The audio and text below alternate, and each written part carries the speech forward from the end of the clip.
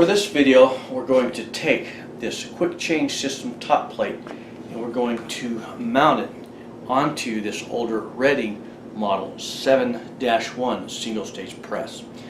So in the video just previous to this video in this playlist, you saw where we took the quick change system top plate and mounted it onto this other Reading model 7-1. Well, you see this was the original model, or we'll call it the old model. Then Reading came out with the new model, different features, upgrades, right? So what do you say we get this press set up onto this quick change system top plate? Now, if you have an older piece of equipment like this Reading as an example, and you want to set it up with a quick change system top plate, click on the link in the description box below. There you can drop down to the bottom of that page and you'll see the instructions. The instructions on how to print off the template. Once you have the template, then you'll see the instructions, and basically you make an outline of the base of the press and you send that into Inline Fabrication, and Dan, he will make you the quick change system top plate to match that piece of equipment, and they'll send it back to you. Okay, and that's exactly what I did. So we're going to move this older Reading model 7-1, and at the end of the video we'll set them up side by side to kind of give you an idea of the difference between the two. The first thing, on the newer model we have a third mounting hole. On the original model we had 2 bolts, one on each side.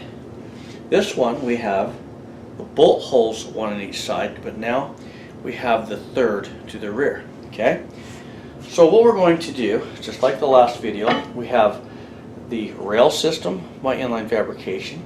We have the dock storage plates by Inline Fabrication. So now I can take my quick change system top plate and work off of it just like this. Okay, so I've already mounted this onto this press because I wanted to make sure that my template fit before I did the video, and it does. One thing, on the hardware provided, logically you would think, well, we'll use this back center bolt to mount first, but the problem is it's too tight. You see, these bolts, they'll fit this way perfectly, but they won't come out. So we're not going to use this back hole first. These side holes, we can come in just like that. Ideal. So let's do it this way. Let's start out by doing this. Let's run our first bolt up, our first washer. Get your nylon nut started just like that. Now, when you grab this press, make sure you don't do this. Make sure you don't grab it like this and grab the handle and do that number, okay? Let's grab it something like that. Now, grab the flat washer, and as you can see, I'll turn this so you can see, we can pivot right in like that, okay? And now what we're going to do, let's take our 7/32 hex wrench, come up underneath, secure it into the base of the bolt. Now, what I have my ratchet set up on an extension. The extension will help me to clear the top of the press. I have a deep socket, 9/16. I'm going to run it down, but I'm not going to get it too tight because we want to be able to somewhat line the press up.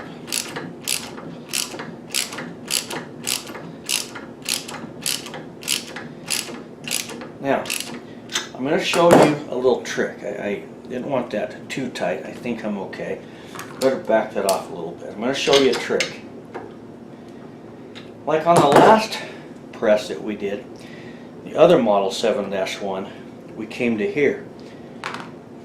But if we come through this back one, it can't slip out, right? But our flat washer put the second nylon nut, and now we really, if yours is as tight as this one, we can pretty much leave it like that, and it's not going to go nowhere. But just be careful it's not fastened down. And we'll take this third bolt, second flat washer, we'll get this nylon nut started. And now I noticed when I was mocking this up before the video, you don't really have to center this. It pretty much centers itself. So let's do this. Let's take our hex wrench and let's go ahead and get it set up on our first bolt.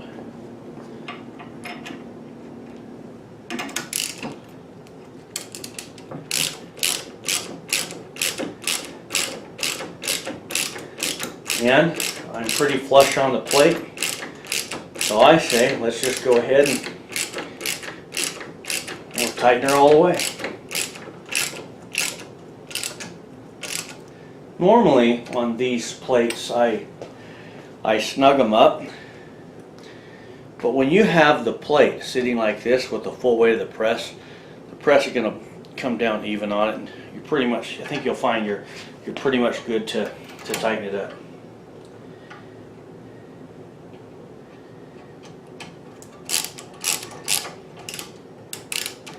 But that's just what I noticed.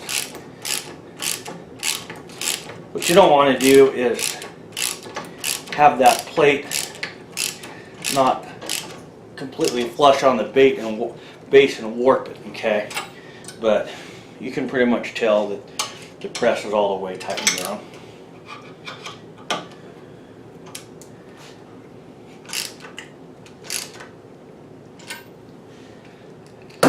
So there we go. We got that bad boy mounted. So what do you say we take a look at these? So here we have the newer model 7-1. There's your older model 7-1. The newer has the third mounting hole to the back. I like that. It doesn't have the cam over that this press does, and the cam over is no big deal in my opinion, but this is nicely done. This has I like the handle better on the older one versus just the more narrow, smaller diameter handle, but it's still very nice, very nice. And let's do this. I'm just going to take that camcorder and I'm going to show you how clean this newer model is. When I got this ordered on eBay and it showed up, when I got it and I started checking it out, I was amazed at how clean this was. I think it's been used very little. Let's take a look at it.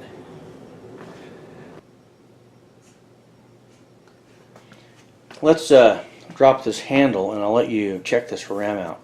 I hope you can see this as good as I can see it, but look how clean the ram is where the priming arm runs into. It's just as clean as can be. Let me see if I can kind of zoom in on that. It's like new.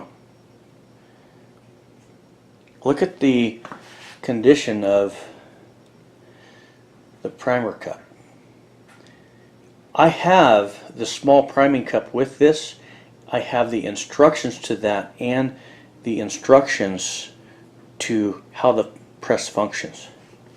Have it all. And it's like whoever had this, they just didn't use it. They just bought it and put it away somewhere. And it's just that clean. Very clean.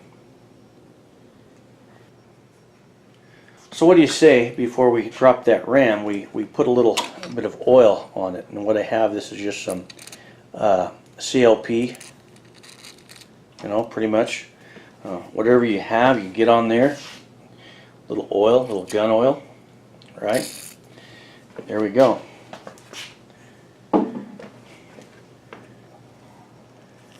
Oh man, that is so awesome. When I first got it, that's the first thing I did is I oiled it because I knew it would be sitting. I didn't want it to rust. So a little more oil on it, get it worked in there. Let's catch the pivot points a little lower to get it oiled up.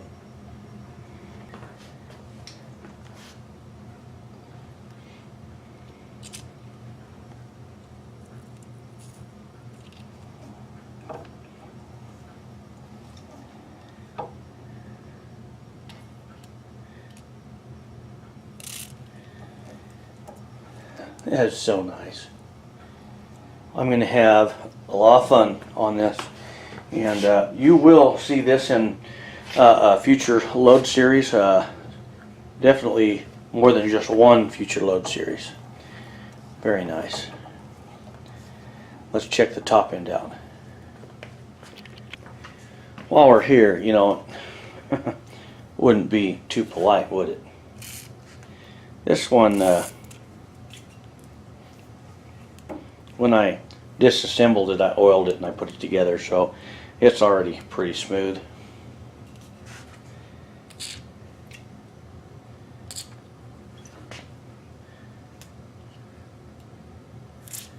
And as you can see, I hit it pretty good, but we'll hit it again. This thing, this one here, can you see it? That one? Ugh. It's very smooth, very smooth. This is tight. This is very tight. I love it. It's going to be great. So, gonna get a little oil in on the threads. Come around and get this other one. This one, it's like new.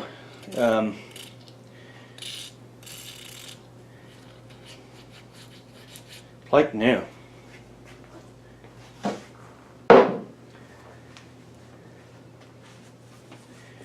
Gonna have a good time breaking this one in. So there we go. So alright, we did a little more than just put our quick change system top plate on it. We checked it out, and I hope you guys liked it. You know, you see these old Reddings come up on eBay every now and then. If you see one, you know, it's bidding low, jump in on it. Jump in on it and try it out, right? It's a lot of fun. So there we go. So guys and gals, that's the end of this video. God bless. We'll see you on the next.